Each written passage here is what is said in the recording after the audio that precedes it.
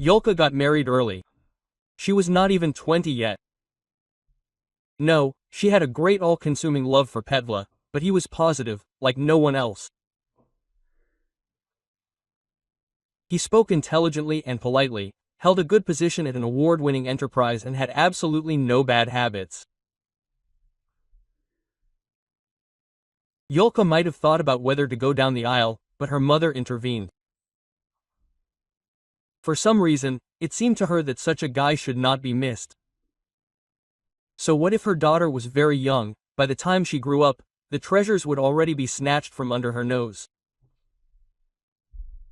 Of course, from time to time Yulka began to weakly object, and her mother immediately brought up her favorite argument. Look how Petenka treats his mother, she admonished her daughter. This is an indicator. If a son surrounded his mother with respect and care, then he will treat his wife the same way. And Petya really loved his mother very much. He loved her so much that he still lived with her until he was 26, although he had a real opportunity to move out from his parent. But as soon as he got around to packing his things, something would always happen. Mom tried, Petya explained to the upset bride. True, he did not go into details. Yulia had absolutely no idea how Zinaida Andreevna tried. Maybe that's why, or maybe because of her mother's admonitions. But one day, in response to another proposal from Peter Hand and Hart, she said, yes.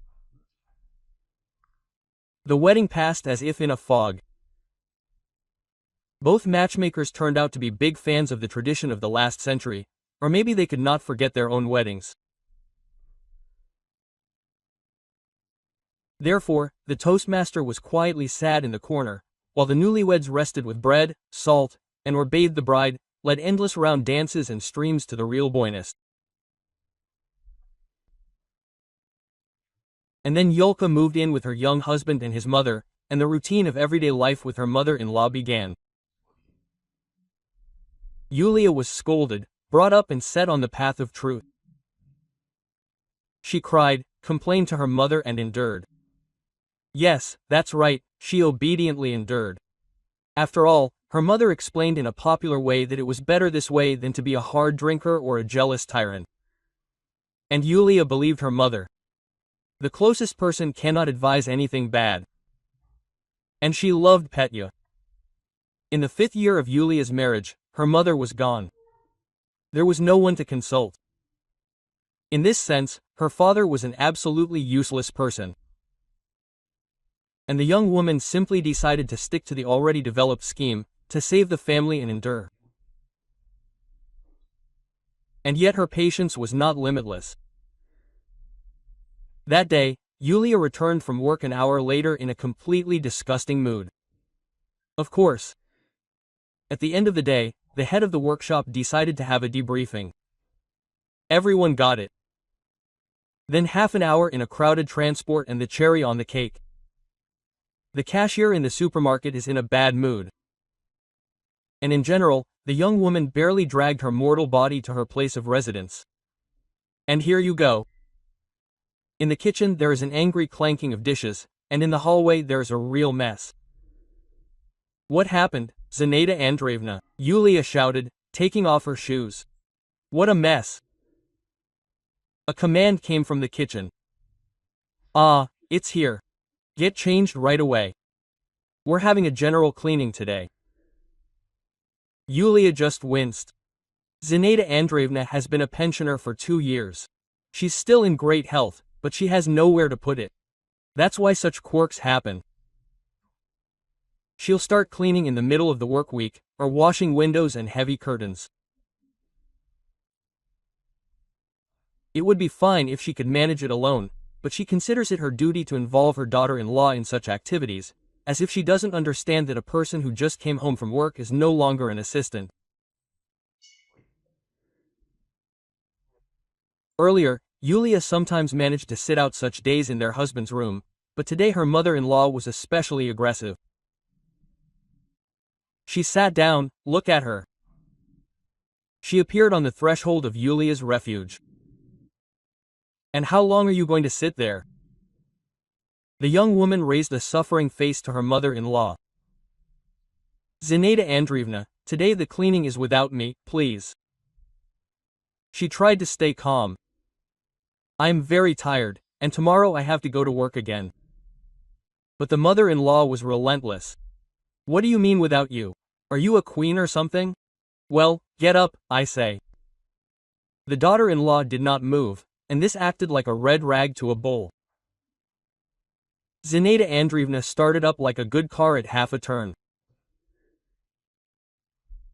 Yulia heard a lot of unflattering things about how she and her husband turned the unfortunate pensioner into a servant. And she cooks for them, and cleans up after the loafers, and does the laundry, takes care of them to the fullest, but when she asks her daughter-in-law for help, she always refuses.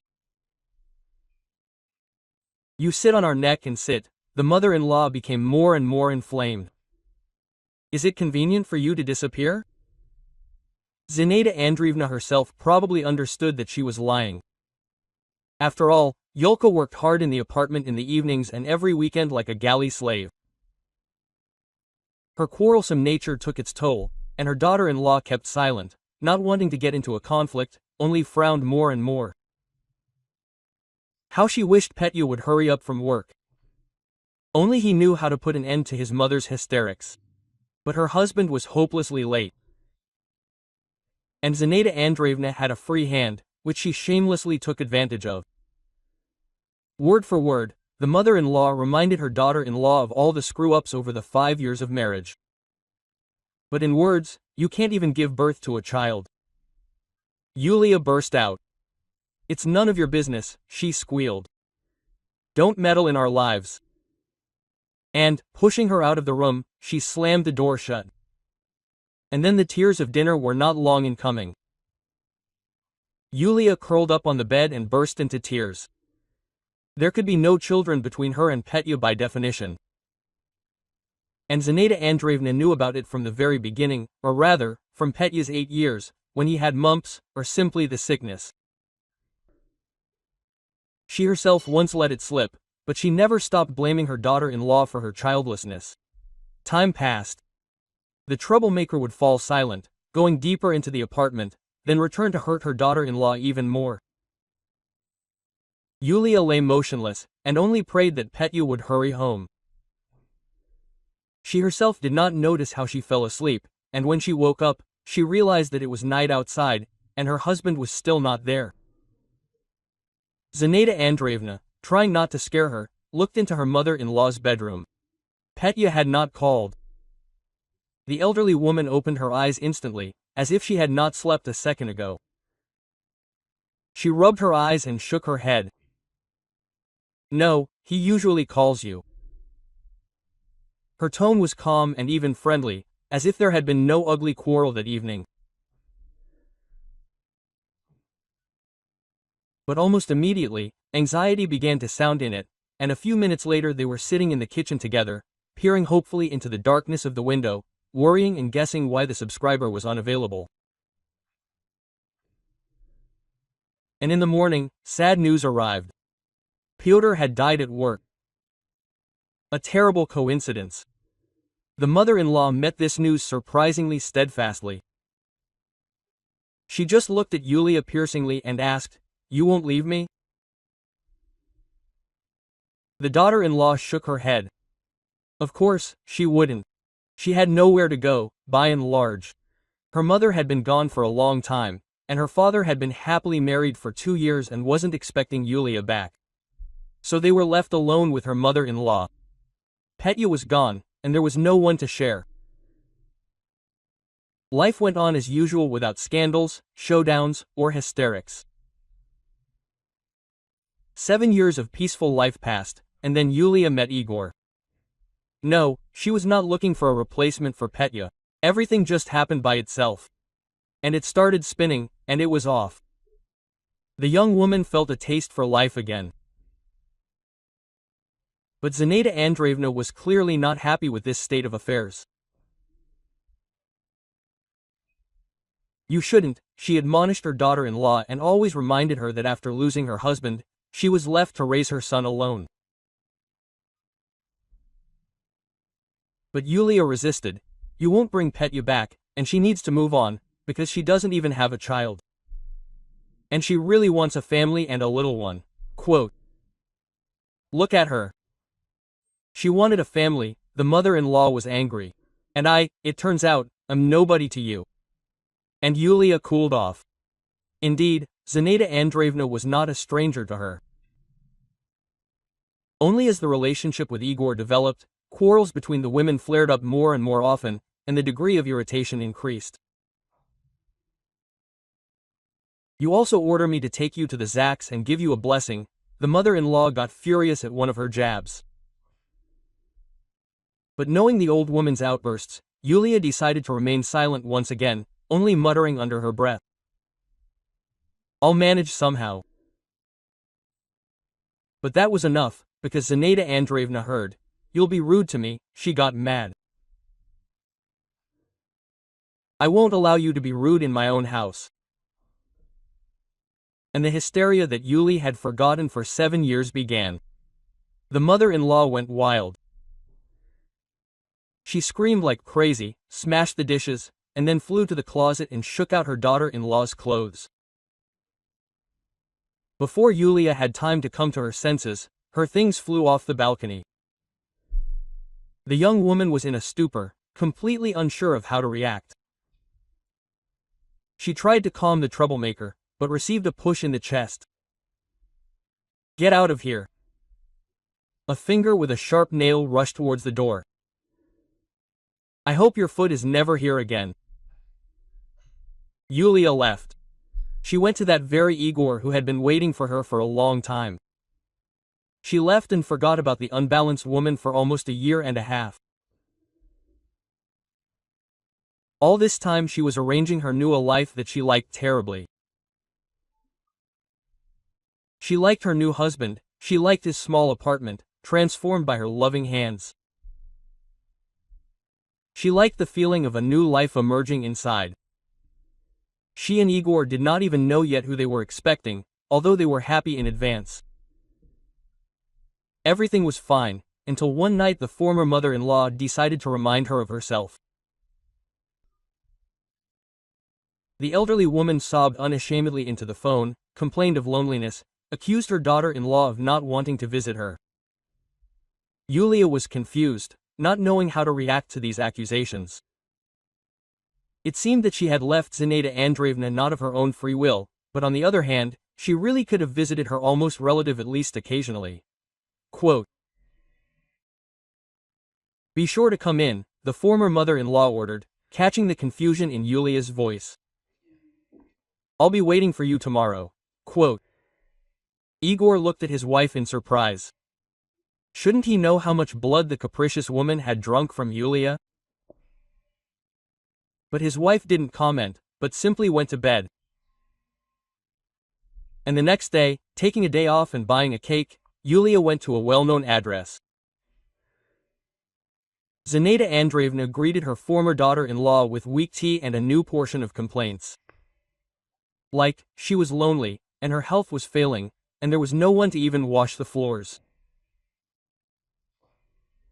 And then she ordered, You will come every other day to clean for me. Yulia shook her head. She had a family, and they lived far away. And it was not right in her position to crawl with a rag. Silently, having listened to the refusal, she threw Yulia out on her mother-in-law in a completely inhospitable manner, not observing the rules of decency, and the young woman breathed a sigh of relief. Maybe Zinaida Andreevna understood everything at least this time, but not that's where it happened. A week later, the persistent woman was waiting for Yulia at the office, and when she saw her leaving work, she rushed to intercept her like a hawk. You have no conscience, you scoundrel, the hysterical daughter-in-law grabbed her sleeve. You called me mom, and now you've abandoned me. Yulia tried to remind her ex-relative that she had once again thrown her out of the house. But Zinaida Andreevna only got upset. So what? Were you supposed to say goodbye? Yulia was so irritated by her sweet mommy's inadequacy that she got rid of her rather rudely and almost ran to her husband, who was waiting in the car. Well, this time the ex-relative couldn't help but understand, but everything only got worse. The next day, in the office cafeteria, Yulia heard disgruntled murmurs behind her. Her colleagues were clearly discussing her. The woman was surprised and nervous. And then her friend Irachka flew up to her. "How could you do that to an elderly person?" she barked angrily. She grabbed the apartment and threw it out into the street like an unnecessary thing.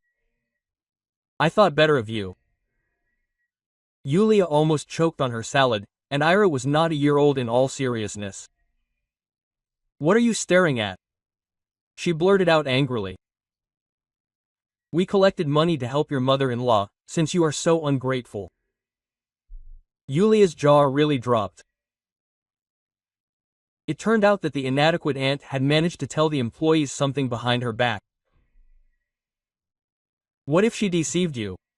Yulia tried to pull herself together. But Ira just laughed angrily. "Do you think we don't know what your mother-in-law looks like?" she said arrogantly. She showed both a photo and supporting documents. The young woman slowly rose from the table. Her appetite had completely disappeared. She did not expect that Zinaida Andreevna would decide on such a vile revenge. "And these are also good. No one even talked I got around to it. They immediately labeled me and unhappily decided to help me with money. Naive.